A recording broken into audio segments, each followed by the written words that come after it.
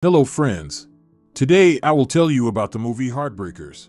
Look at all the fish! Paige Conners dreamed of a beautiful wedding. The previous dozen weddings don't count. This time she was really getting married for love. Only now she did not love the groom Dean Camano, but his money. Her feelings for the green papers were so strong that she even gave Dean a different name. When the ceremony was over and the newlyweds went to the love bed, Dean hurried as fast as he could. He restrained himself for several months and did not go to the left, because Max did not allow himself to be touched before the wedding. But as soon as they were in bed, Max fell asleep. In the morning they tried to rekindle passion again, but Max threw up at the wrong time and everything broke off. Therefore, Dean came to work excited and hungry for female affection.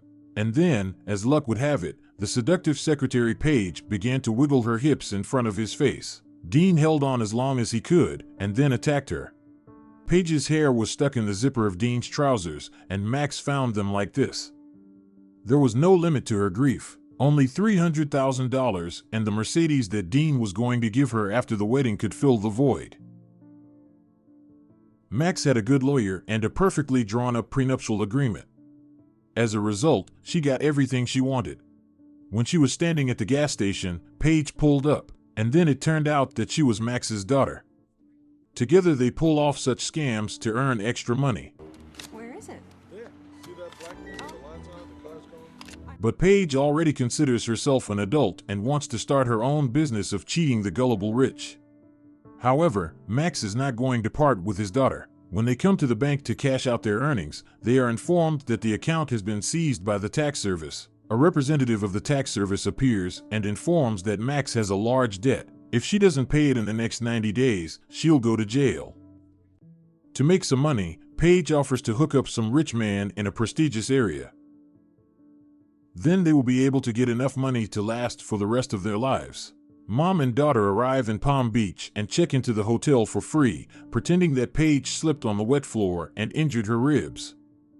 Then they go on a small cruise along the villas to choose the next victim.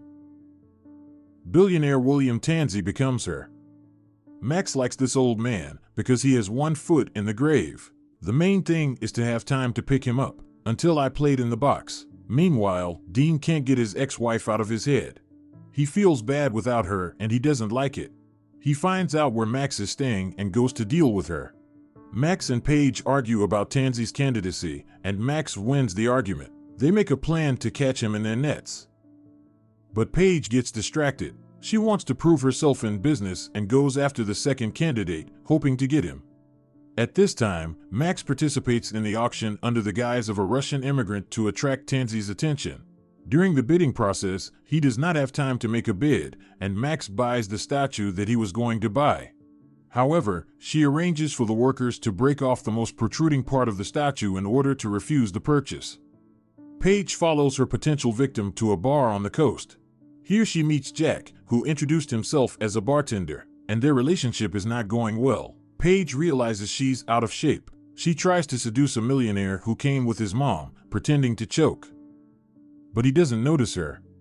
Then she actually chokes, and Jack comes to the rescue. An olive stuck in the airways flies out and hits the millionaire right in the eye. He leaves in tears.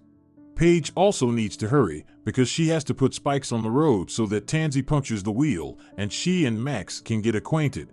Well, here's a setback. The rope, for which the spikes are removed, breaks, and Jack drives along them instead of Tansey. He went to get Paige to return her purse.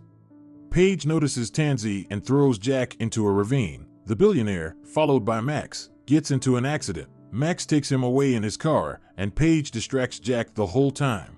Because of all the commotion, she never took her purse, and she had to drag herself to Jack's bar the next day. Then she was rude to him, and then she found out that he owned a bar and that he was being given $3 million for this place, but Jack did not agree to sell it. Paige understands that she will easily charm this simpleton and prove to her mother that she can pull off scams without her help. Meanwhile, Max ingratiates himself with Tansey, and he invites her to dinner. But when she arrives at his house, the door is opened by the bitchy housekeeper Miss Madres.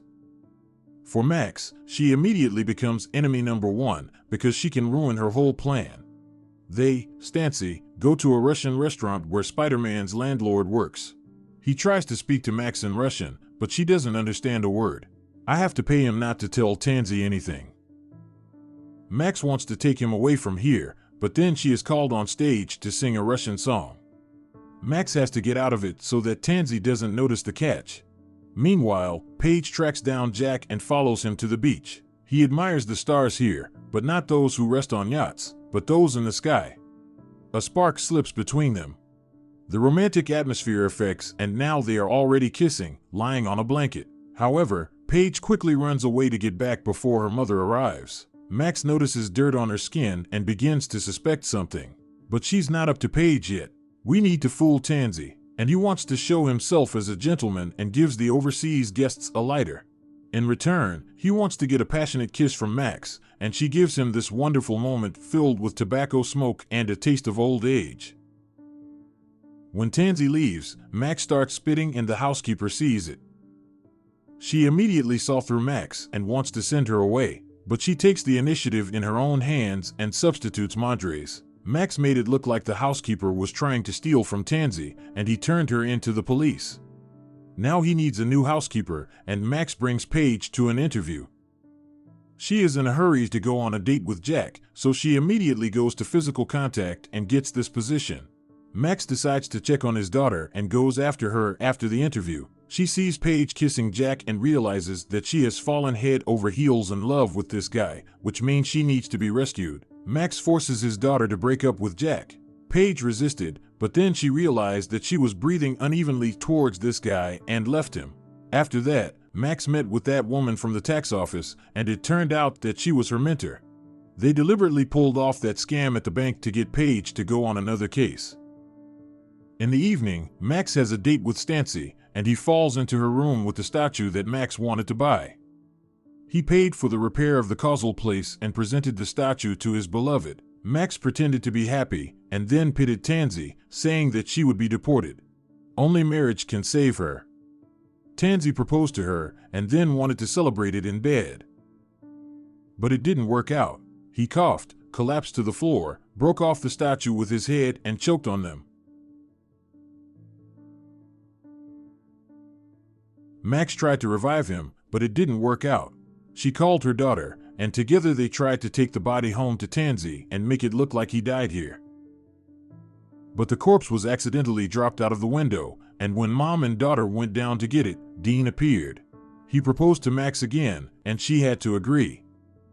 She left her ex-future husband tied up in the room, and she went to Tansy.